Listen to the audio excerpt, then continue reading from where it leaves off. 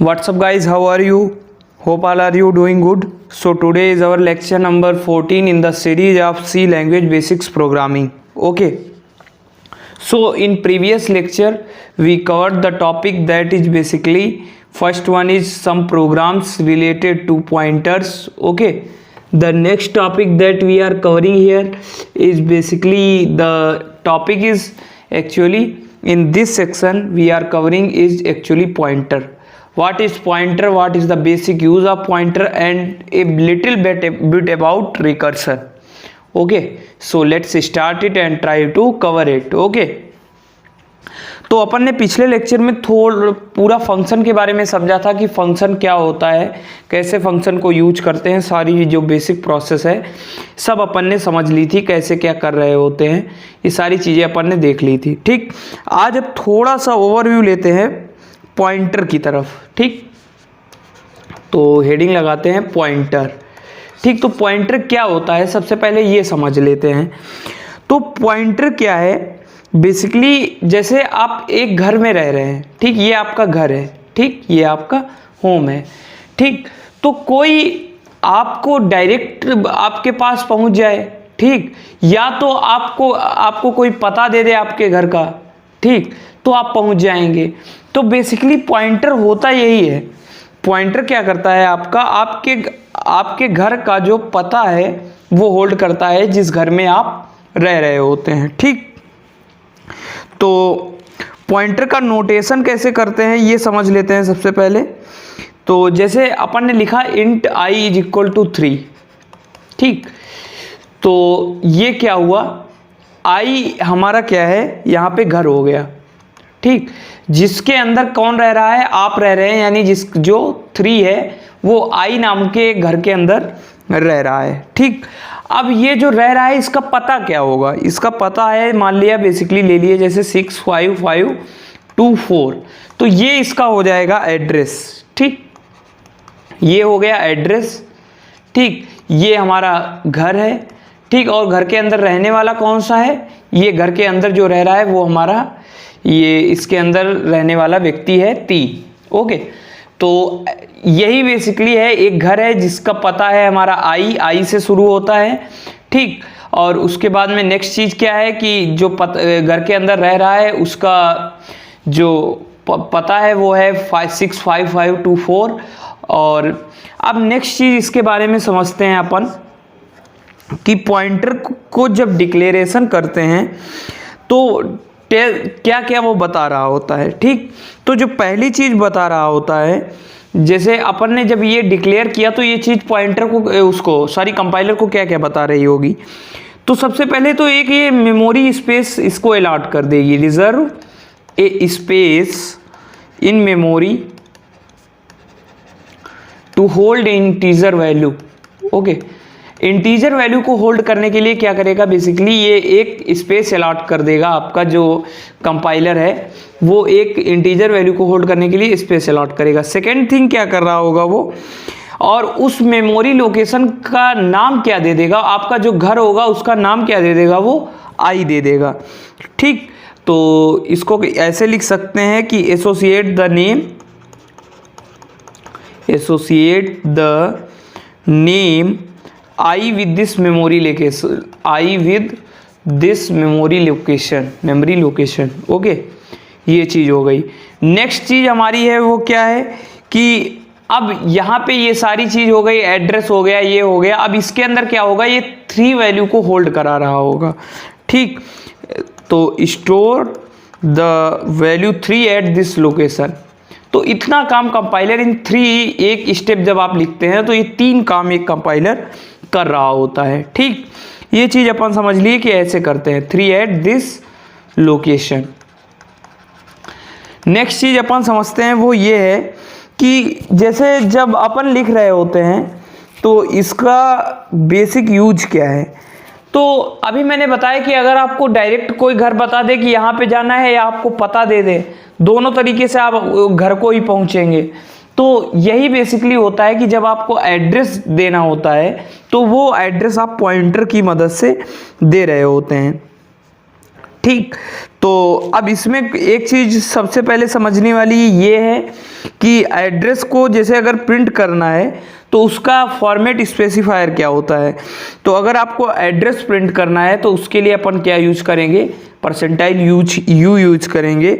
ये होता है आपका अनसाइंड इंटीजर अगर है कोई, तो अनसाइंड इंटीजर के लिए अपन क्या कर रहे होते हैं, ये यूज कर रहे होते हैं। और जो एड्रेस आपका होता है वो बेसिकली होता भी क्या है, एक अनसाइंड इंटीजर ही हो रहा होता है। ठीक, तो ये कर लिया अपन ने। अब नेक्स्ट चीज आती है कि पॉइंटर को अगर डिक्लेयर करते हैं तो उस टाइम पे क्या है, एक स्टिक जैसा ये चिन्ह आपने सुना होगा, ये सिंबल लगा रहे होते हैं, ये ऐसे।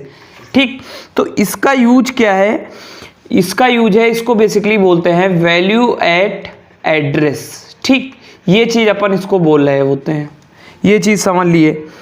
अब नेक्स्ट चीज ये आती है कि इसका एड्रेस कितना होगा। अगर जैसे कोई प्रोग्राम अपन लिखें, जैसे यही प्रोग्राम लिखे थे, तो इसके अंदर अगर इसका एड्रेस प्रिंट करना है तो कैसे प्रिंट करेंगे, सिंपली अपन लिखेंगे प्रिंटफ, प्रिंटफ के अंदर लिखेंगे एड्रेस, एड्रेस इज, ऐसे लिख सकते हैं address of i is equal to, यहाँ पे लिख देंगे। अभी मैंने बताया था कि अनसाइंड इंटीजर है जो एड्रेस आपका होता है, इसलिए इसके लिए परसेंटाइल यू यूज करते हैं, यू यूज किए और उसके आगे यहाँ पे सिंपली लिख देंगे मॉडुलो यू। ठीक, सॉरी आई का एड्रेस चाहिए तो आई लिख देंगे, इससे अपन एड्रेस पता कर सकते हैं। ठीक, तो ऐसे करके अपन अगर एड्रेस अपन को पता करना है तो कैसे पता करेंगे, address of i is percentile you और आगे ये लिख देंगे। एड्रेस को स्टोर कैसे करते हैं और इसको अगर हमें प्रिंट कराना होता है या कहीं पे शो करना होता है तो ये यूज करते हैं। ठीक, ये वाला साइन जो है ये अपन यूज कर रहे होते हैं बेसिकली। ठीक, और कभी कभी इसके आगे स्टिक कब यूज होता है वो मैं अभी आगे आपको आने वाले प्रोग्राम्स में बता दूंगा। ठीक, तो ये जो बेसिक कॉन्सेप्ट है अपन ये देख लिए इसका। ठीक, और वैल्यू एट एड्रेस तो बता ही दिया मैंने कैसे होता है। अब थोड़ा सा एक पॉइंटर के बारे में नेक्स्ट टॉपिक में अपन अच्छे से कवर कर रहे होंगे, क्या क्या चीज़ें पढ़नी है। तब तक के लिए थोड़ा सा अभी फंक्शन टॉपिक के ही अंदर आते हैं और थोड़ा सा देखते हैं रिकर्सन के बारे में कि रिकर्सन क्या होता है बेसिकली। ठीक, तो रिकर्सन क्या होता है, रिकर्सन मैंने पिछले वीडियो में बताया था कि जब कोई फंक्शन अपने को बार बार कॉल करने लगे, अपने आप को ही कॉल करता है, तो वो आपका क्या कहलाता है, बेसिकली रिकर्सन कहलाता है। ठीक, तो इसको ऐसे रिकर्सन की अगर डिफिनीशन लिखने को आ जाए तो अपन कैसे लिखेंगे, when a function call itself.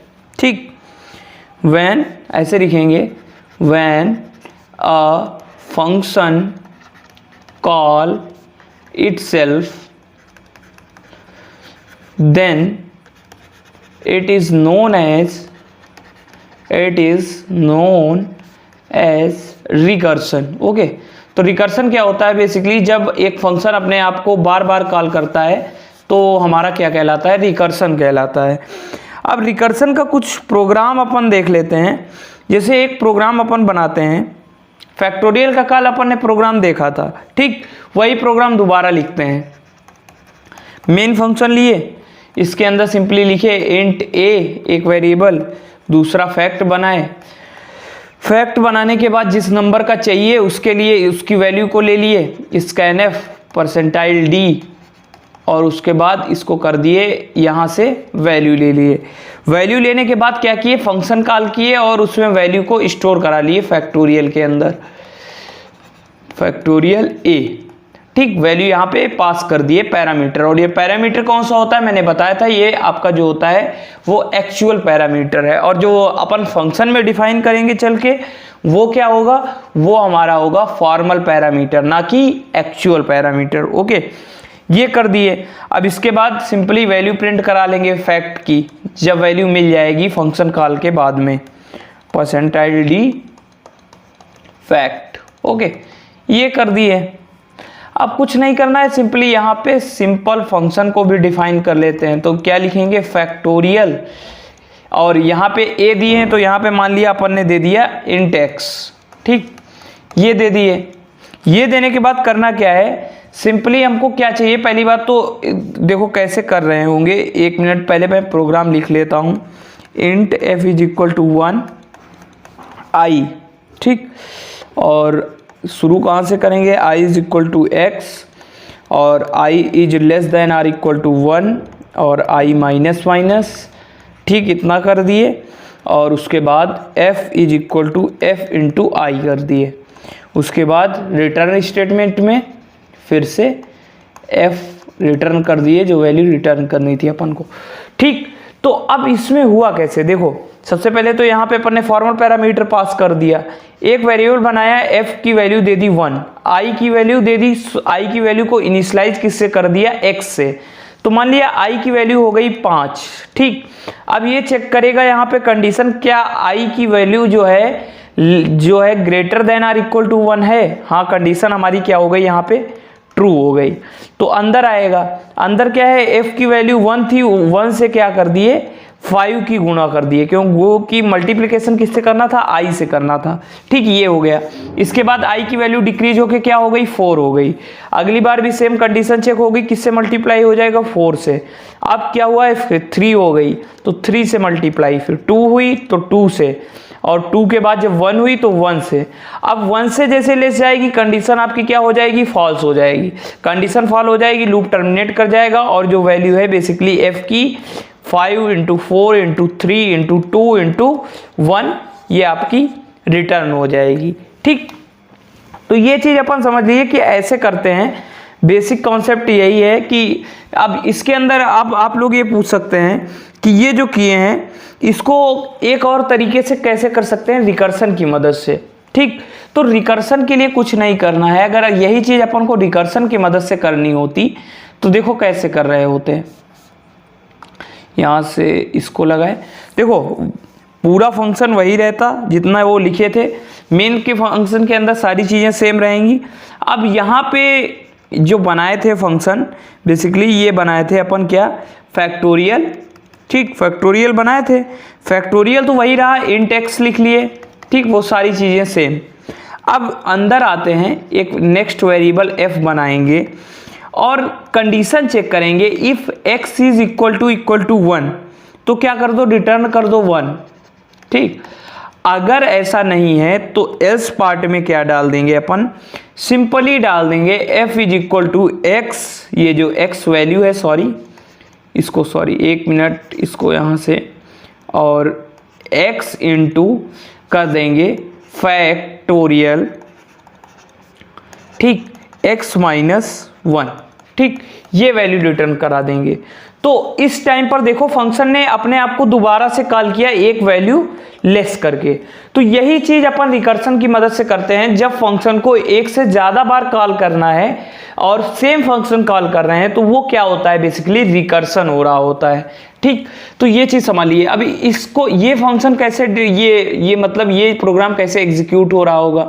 अब इसमें भी मान लिया x की वैल्यू आप 5 दिए, ठीक, यहाँ पे x की वैल्यू आ गई 5, ठीक। तो एक प्रोग्राम बना फैक्टोरियल 5, ठीक, ये हो गया। अंदर आया, कंडीशन चेक करी, कंडीशन क्या है, कंडीशन ये इफ वाली तो फॉल्स हो गई, ये वाली कंडीशन चेक किया, एल्स वाली अब एग्जीक्यूट होगी। तो वो कैसे एग्जीक्यूट होगी, वो रिटर्न करेगा, बेसिकली जो आपका रिटर्न कर रहा होगा, सॉरी यहाँ पे रिटर्न f लिखना भूल गया मैं, रिटर्न f लिखना पड़ेगा। तो ये रिटर्न कर रहा होगा, x की वैल्यू कितनी थी 5, तो 5 into factorial 5 minus 1 factorial 4 return करेगा, ठीक। अब फैक्टोरियल 4 दोबारा से कॉल होगा, तो कॉल कैसे हो रहा होगा, फैक्टोरियल 4 क्या करेगा, फिर से कंडीशन चेक करेगा। तो अब ये क्या रिटर्न करेगा, 4 इंटू फैक्टोरियल 3। देखो वही फंक्शन बार बार कॉल हो रहा है। फैक्टोरियल 3 क्या करेगा, रिटर्न करेगा 3 इंटू फैक्टोरियल 2, ये रिटर्न कर रहा होगा। फैक्टोरियल 2 क्या करेगा, 2 इंटू फैक्टोरियल 1। अब जब यहाँ पे आए फैक्टोरियल 1 पे, तब देखो क्या हो रहा होगा, जैसे अपन फैक्टोरियल 1 पे आएंगे तो अब कंडीशन ये वाली सही हो जाएगी। तो ये क्या रिटर्न कर देगा, बेसिकली 1 रिटर्न कर देगा। अब 1 रिटर्न करने के बाद ये ऊपर जाएगा, इसके साथ मल्टीप्लाई होगी, फिर इसकी इसके साथ, फिर इसकी इसके साथ, और फिर इसकी इसके साथ, तो आउटपुट जो आपका आ रहा होगा वो तो सेम आएगा 5 × 4 × 3 × 2 × 1। जो आउटपुट आना है आपका, आउटपुट तो बेसिकली वही आ गया, आउटपुट में आपका कोई अंतर नहीं आ रहा होगा। लेकिन सबसे बड़ी बात ये समझने वाली है, रिकर्सन आपका एक पॉइंट आप लोग अभी देखो, ज़्यादा आप लोगों को ब्रीफ में नहीं जाना है, लेकिन एक चीज़ आप लोग ध्यान रखिए, इटरेटिव फंक्शन अगर आप लूप यूज करेंगे, लूप से आपका जो रिकर्सिव फंक्शन है वो ज़्यादा मेमोरी खाता है, मतलब ज़्यादा मेमोरी वो लेता है, ठीक। तो इसीलिए हम कम से कम यूज करते हैं रिकर्सिव फंक्शन का। अगर हम मेमोरी बचा सकते हैं तो हम बचाते हैं, क्योंकि इसमें देखो सिंपली कितने एक्टिवेशन रिकॉर्ड बन रहे होंगे, 5 का एक बनेगा, एक बार 4 का, 3 का, 2 का, 1 का। तो ये सारे एक्टिवेशन रिकॉर्ड किसके अंदर बन रहे होंगे, बेसिकली आपकी जो ये स्टैक होती है, स्टैक के अंदर सारे एक्टिवेशन रिकॉर्ड बनेंगे। कितने, 1 2 3 4 और 5 एक्टिवेशन रिकॉर्ड आपके किसके अंदर बन रहे होंगे, स्टैक के अंदर बन रहे होंगे। तो इससे बचने के लिए अपन क्या कर रहे होते हैं, लूप का ज़्यादा से ज़्यादा यूज कर रहे होते हैं, ना कि रिकर्सिव फंक्शन का यूज करते हैं। तो ये बेसिक कॉन्सेप्ट है, ये याद रखिएगा। तो आज मैंने आपको ओवरव्यू दे दिया है रिकर्सन का। अब कल कुछ प्रोग्राम रिकर्सन के करेंगे और उनके बारे में समझेंगे। तो मैंने क्या बताया आज की क्लास में, बेसिकली कि जब एक फंक्शन अपने आप को बार बार कॉल कर रहा होता है तो क्या होता है, वो हमारा एक्चुअल में रिकर्सन होता है, ठीक।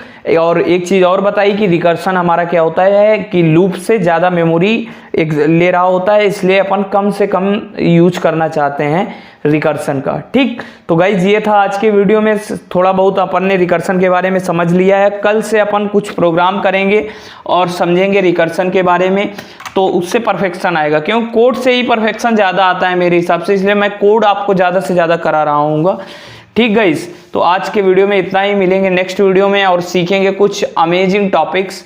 तब तक के लिए सीखते रहिए। Have a nice day. Thank you guys.